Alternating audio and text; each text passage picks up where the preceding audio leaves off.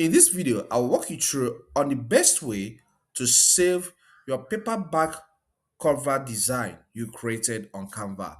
Let's just get right into it. So let me open my web browser for me to show you.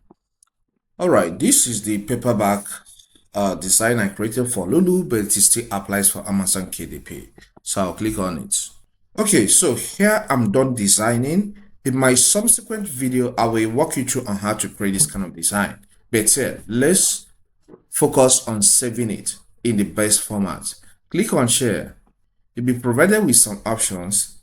Click on download.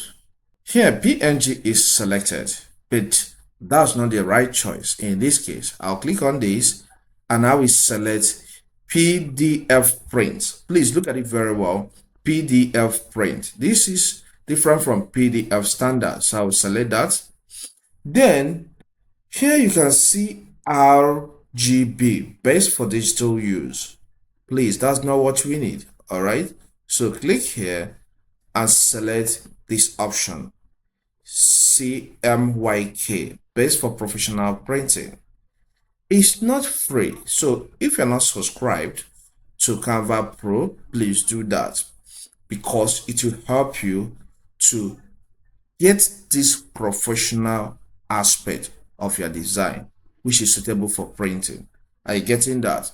Its cheap. Here is 5,000 naira from Nigeria. So, which is less than maybe $3 or $4, less than $4. All right, it's something cheap.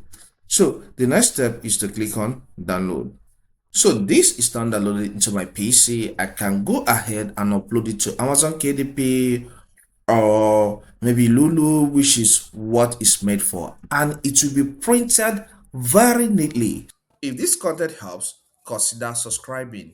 Hit the like button, the one that points up like this, and leave a comment in the comment section. Thank you and see you some other time.